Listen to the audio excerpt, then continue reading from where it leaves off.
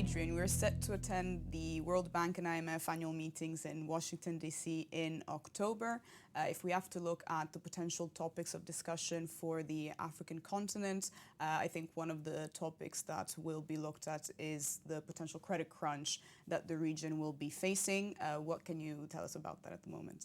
Yeah, so that's kind of a story that's just emerging now. And becoming a really big issue on the continent as sort of a knock-on effect, actually, of sort of the larger economic slowdown that you're seeing across the region. So the IMF forecasts that growth in Africa is going to be dropping to about 1.5%, down from above 3% in previous years. And you're seeing significant drops in growth in sort of major economies such as Nigeria and South Africa, which is really dragging down the average.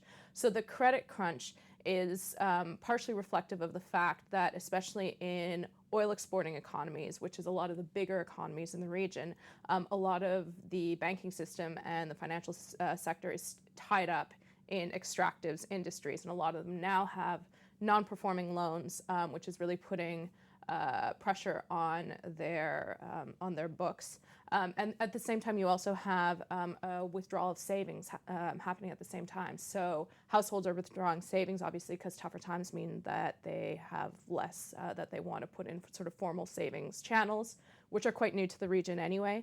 And then also you have a lot of big corporations, and particularly, again, multinationals involved in the extractive sectors that are also drawing down their savings. So banks are finding themselves under a lot of pressure, and that's a huge problem at a time when you have sort of really big developmental challenges and also sort of very big developmental programs and infrastructure development programs and sort of diversification programs that want to get off the ground.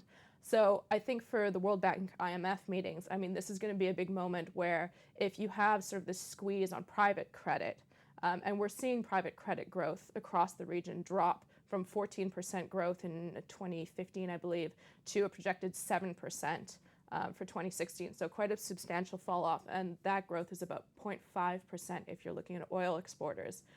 This could be a big moment for sort of multilateral and sort of development-focused banks to really step in and sort of try to fill the void. And I guess the countries that are hardest hit now are discussing potential help also through the IMF. There are a couple of countries that are doing that at the moment in the region. Can you tell us what that also means for the local economies, but also maybe more on a political and social level? Sure. So the return to the IMF, as I guess it's being somewhat called, across the African region is, again, reflective of the slowdown, reflective of various sort of economic pressures, and particularly the fact that a lot of these economies are still very extractives and mining dependent, and with the commodities price crashes, obviously they're very badly affected. I think that the IMF is a difficult one to stomach, I think, for many countries across the region, both for reasons of, going to the IMF for a loan, sort of signaling that you're really not doing well economically, and that can have ramifications both for the leadership of the country, but also for investors that are in the country in terms of signaling that things are not going very well. But there's also a historical memory, I think, that of sort of IMF interventions during the era of structural adjustment, so in the 1980s and 1990s, that left a bitter taste, to say the least, in the mouths of a lot of African citizens who were very badly affected by some of those policies. And if you put on top of that sort of the conditionalities that are also imposed on sovereign governments by IMF loans, it's a difficult one for countries to swallow. So the fact that they are now going back to the IMF, and we've seen sort of Egypt and Angola both close deals. Zimbabwe is sort of, there was a deal on the table, now it looks like it's struggling. Nigeria has sort of been in will they or won't they for a while. Zambia as well is trying to close a deal. The fact that you have so many going back in force really signals that, these are difficult times. For the entire region. And I guess on top of that, so there is also the underlying question of also representation of this region in these multilateral institutions. Of course, the Bretton Woods paradigm does not leave much space for emerging markets, Africa, Asia as well. What do you think is the sentiment at the moment?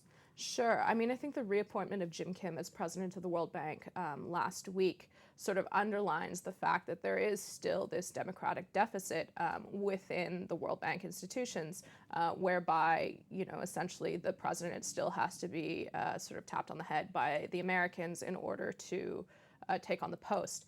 And I think that for all rising emerging markets who really feel that they are bigger players and more important players on the global economic scene, and that America has actually ceded a lot of that influence anyway, it's problematic. I think that this could interestingly provide sort of more of an opening for the new emerging development banks, so the AIIB and also the BRICS Bank, of which South Africa is a member, to sort of reassert themselves and sort of place themselves in opposition to that perhaps somewhat old-fashioned conception of as America as the fulcrum of the global economy. And give emerging markets more of a voice in this process. Exactly. Well, thank you very much, Adrienne, and we'll be seeing each other in October at the IMF. Thanks so much. Thank you.